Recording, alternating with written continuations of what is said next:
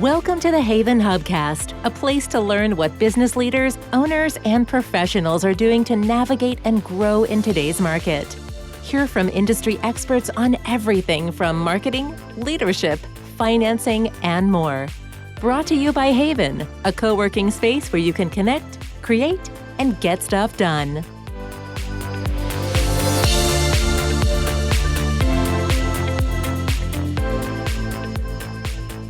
Hello and welcome to another episode of the HAYVN Hubcast. I am your host, Nancy Sheed, and I am very excited, actually a little fangirly, to be here with Kendra Farn.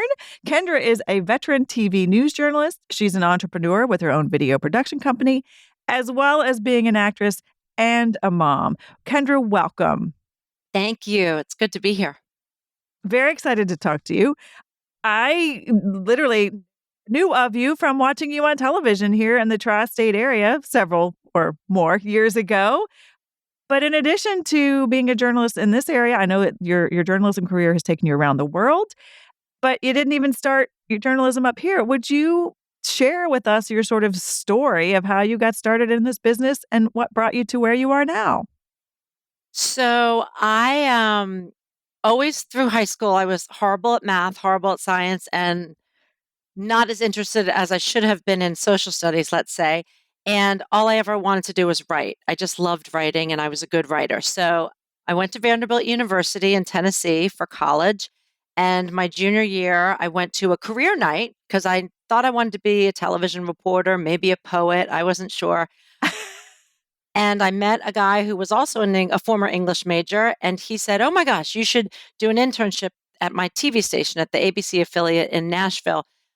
Next year, you'd be great. You'd be great." And I said, okay. And so my entire senior year at Vanderbilt, I went to my internship in the morning and did my classes in the afternoon, put together a resume tape, fell in love with TV reporting, packed up my car trunk with about 20 copies of the tape and drove around the Deep South till I found a news director in Greenville, Mississippi, who hired me. And the rest is history after that. I went from Mississippi to Chattanooga, Tennessee, to Greenville, Spartanburg, South Carolina, to Hartford, and then the last 14 years to New York, to Channel 2 and Channel 4.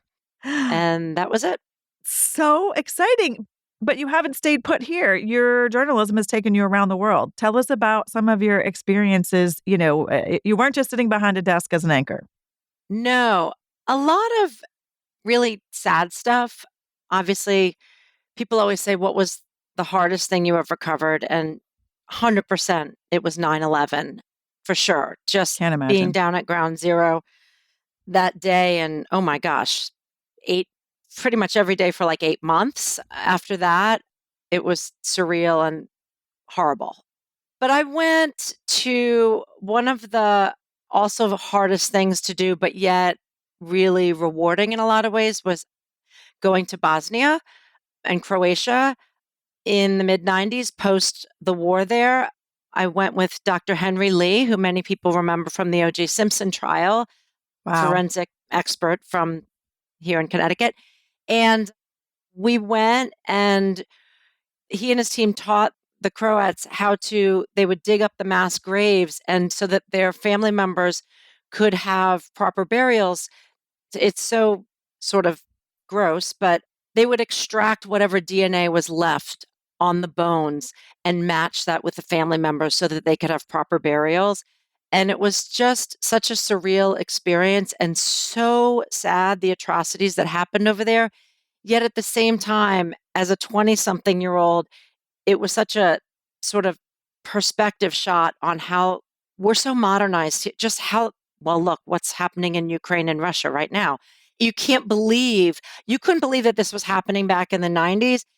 And then here we are again today, where these things, we just don't. I mean, 9/11 happened on our soil, but we just don't, in America, we don't experience things like that. So that was really hard and life-changing. And then a lot of sort of bigger things like the O.J. Simpson trial I covered, a lot of really important world events. It was great. It was a great run. And the reason I stopped, actually, my daughters were 2 and 5 at the time, And they started calling me when I'd come home from Channel 4, they started calling me by my nanny's name. And that was when I was like, no, I'm mom, I'm mommy. And that's when I kind of thought, gosh, what am I doing? What else do I have to prove to myself? I was, I at CBS Evening News on weekends as a freelancer, and I anchored in New York. My goal graduating from Vanderbilt always was to get to the number one market in New York City by the time I was 30. And I made it by 2 weeks. And I kind of thought, I think that I need to, you got one shot at that mom thing. And I think that I need to focus on that. But I knew myself and I knew I wanted to work. So within 2 months, I started my own boutique video production company. But it gave me the ability to strike that balance that so many of us women want to strike in terms of family and career. I love that. I was just thinking as you were sort of taking us on this arc, you kind of went from the surreal, even though it was very real, to the real, right? With your kids at home and okay, this is actually really my life. So, and I'm suspecting we were at a similar experience going from media sort of to my own freelance, then to my own. There was a time when it was like we were opting out, right? Like there was a whole, like it was called opting out. And those of us who had worked and done it and we were heading closer to 30, we're like, okay, thanks, did it. And it's just interesting to hear where different people were either in their careers or while they did it. And now we're watching the Great Resignation. So it's interesting in these different periods of time where, what calls us home. But it was a similar experience for me.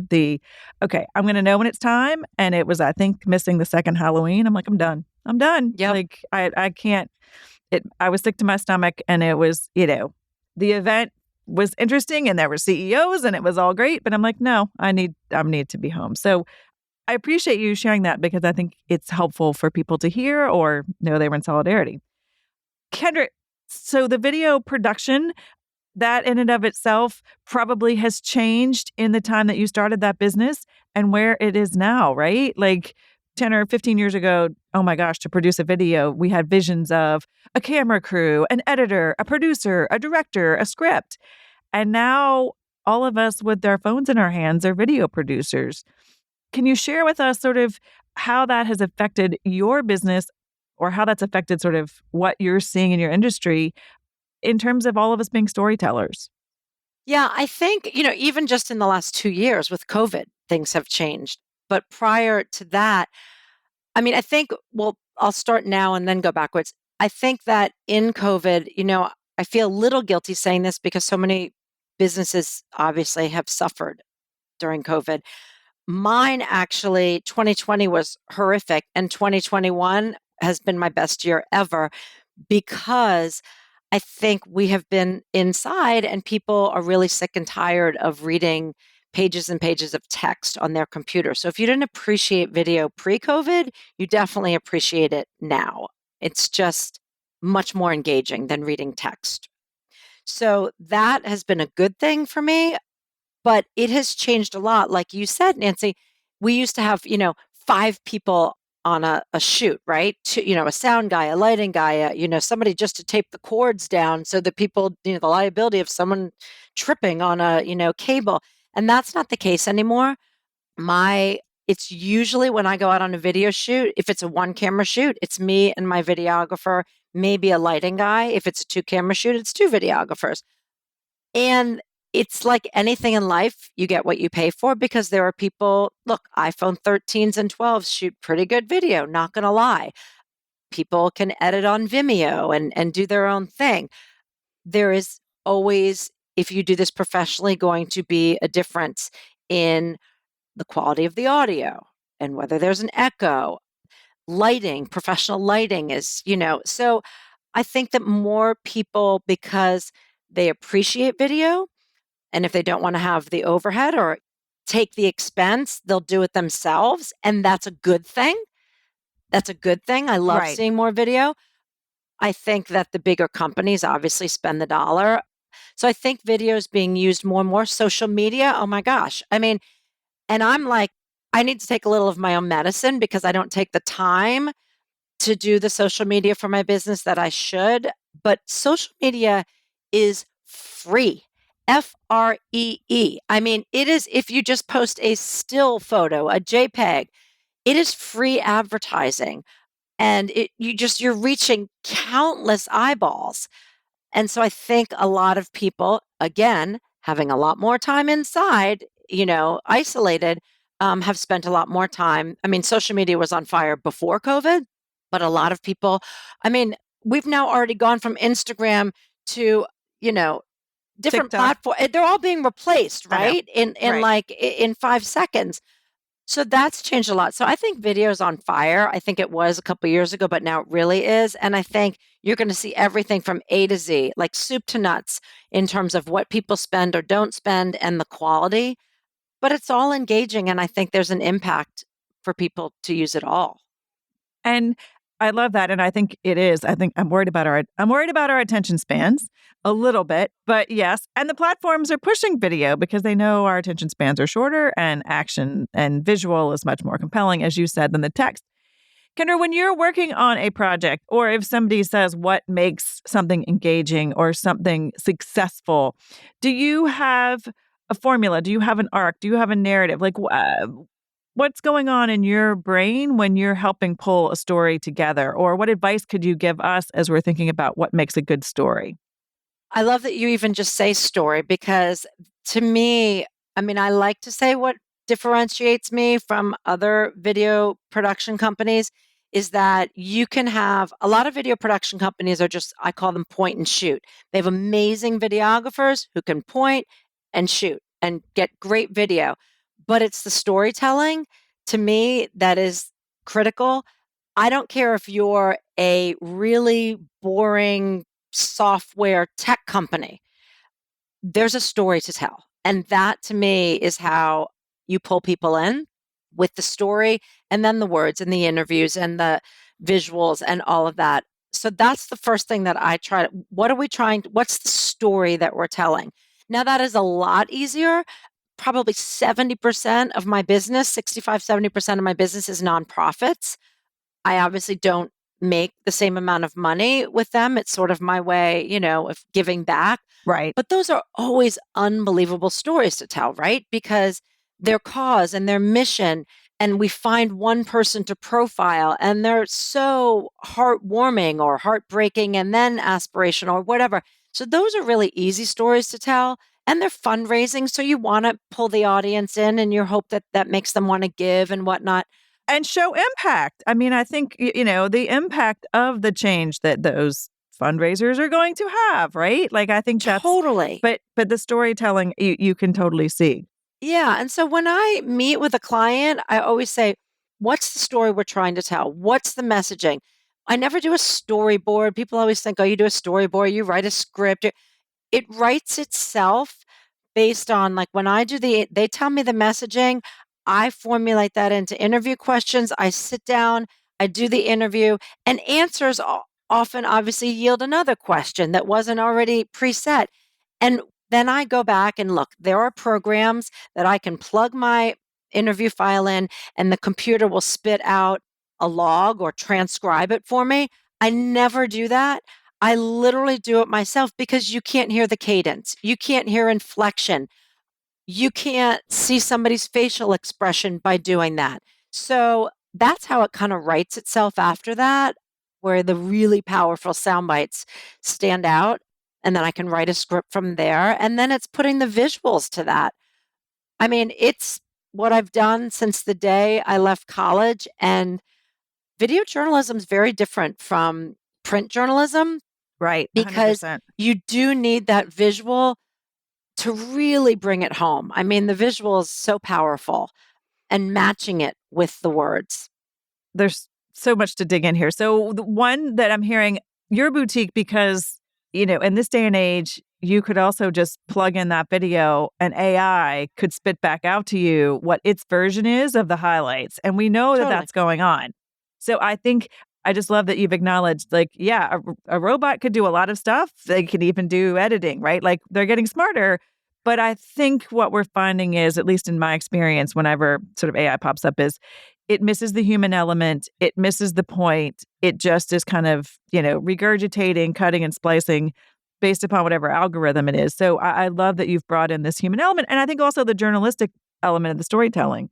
Okay, I have another question related to all these elements you haven't asked, but I find that the background music or noise or whatever you want to call it also adds great theater and drama to that.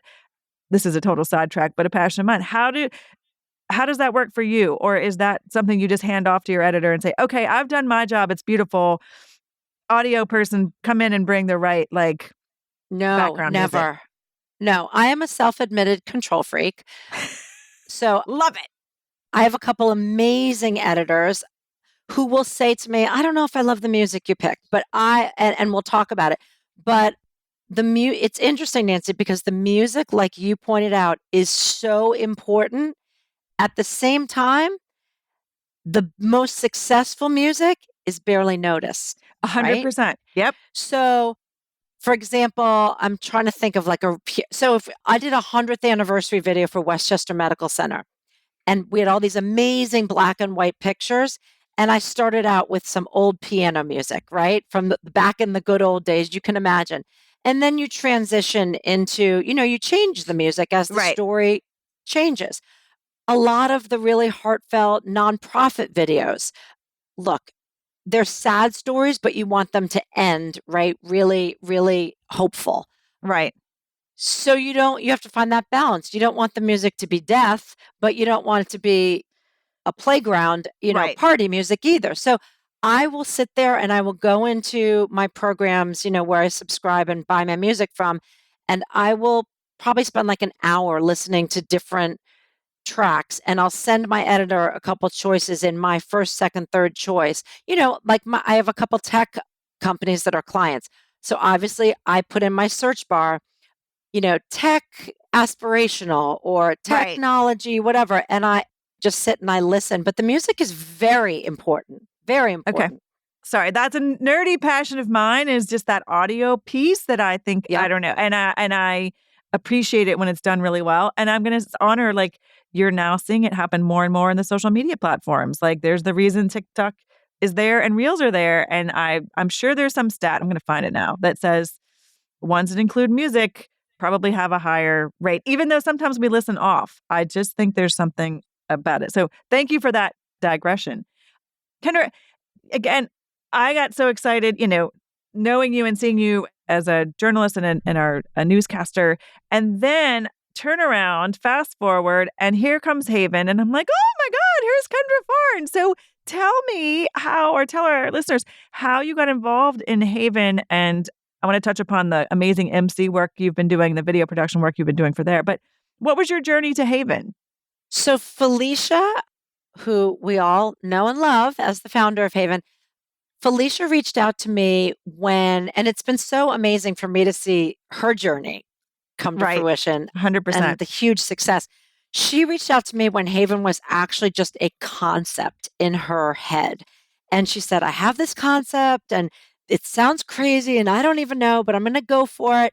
And I created her GoFundMe video. So when she was just in the very early, again, just a concept in her head, we created her funding video. She raised the funds, got the capital, and then launched it. I mean, I remember her looking for spaces and going and looking at these different spaces. So it's been really exciting. And then from then on, we created her funding video in her house in Connecticut. And I said, look, we're going to make it look like it's an office. And we got all these women together. It was great. And then have done all of her videos since then. But I love HAYVN. Felicia is amazing, like her chronic smile always. And I just love it's just the women supporting women. And, we all have our own journey as small business owners or big business owners. And, so many people helped me along the way, different television people that I love and the HAYVN Hatch these young girls, 16 to 22. To say they're, impressive is the understatement of the year. And so I love it. I love everything about HAYVN. It's just a feel-good place. I did one of the salons. They have these little salons. I had COVID, January, I believe it was. And I was Oh. in quarantine, in my bedroom, in my pajamas on this HAYVN salon. And it was like 6 women, and we were just sharing for maybe a half an hour our little journeys and introducing ourselves. And one woman was from Greenville, Mississippi. I said, "Are you kidding me?" Or Greenwood, Mississippi. I said, "My first television job was in Greenwood, Mississippi." She goes, "Oh, I know you. My mom and I used to watch you. My parents' house is across the street from the television station." I almost fell off my bed. It was like, but those kind of connections just can happen, and they kind of put a smile on your face for the rest of the day. Yeah. Or that I I'm love sitting here HAYVN. talking to you is, again, I just call it the HAYVN magic. And I'd say a shout out and thank you to you for all the amazing videos and the emceeing of the HAYVN Hatch. It's been just such a delight, as a watcher, viewer, but learning about all these amazing companies. I mean, I just kind of, we finish a HAYVN Hatch and I'm like, oh my God, women are doing amazing things, and how lucky we are to sort of be witness and be support to and fans of this work. So thank you for all of that. Kendra, thank you again for your time. If people want to connect with you, be it video production, career advice, all things fun in Kendra, what's the best way to connect with you, or how can people find you? I have 2 websites. My business, P Garyn Productions, is named after my daughters. My daughter, Paulina, her nickname is P. And my daughter, Garyn, is the second part of it. So P Garyn Productions. So my website, pgarynproductions.com, and my cell and everything is on there. And then I know I have to technically call myself an actress, but when you get out of television, all of these shows like Law and Order SVU and those kind of shows, they want newscasters, but you can't be on TV and still do that. So they use former newscasters because actresses are too acty, and we can kind of just walk on the set and do our news thing and then walk off. So I have kendrafarn.com, which is another website that I have, which just is all of my sort of television appearances that I do playing a TV reporter and anchor. So my contact information is on, that one's easier to remember than P Garyn Productions, which is a little more difficult and hard to spell. So both of those websites have my contact information.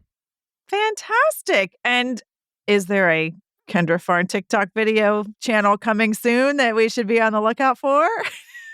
I have a 15-year-old who is obsessed with TikTok, and I can walk around every kitchen, in every room, and in my kitchen, there'll be things set up, and I know that that's where her phone was, and she is TikTok obsessed. So I know there's probably good to TikTok, but it's in my house. I don't want anything to do with TikTok because we have enough of it under this roof. Got it. There's only room for one TikToker in the Farn household. Thank you very much.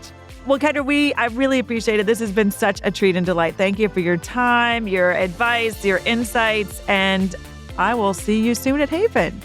Awesome. This was great. Thank you, Nancy. Take care. Bye-bye. Thanks for listening to the HAYVN Hubcast, a place to learn what business leaders and owners are doing to navigate and grow in today's market. Please leave a review on Apple Podcasts and subscribe on your favorite podcast app. HAYVN is a co-working space and virtual community located in the heart of Fairfield County, Connecticut. HAYVN is a hub for business owners and professionals to connect, create, and get stuff done. Find out more about the HAYVN community online at hayvn.com. That's HAYVN.com. HAYVN Hubcast is produced by Sound Advice Strategies.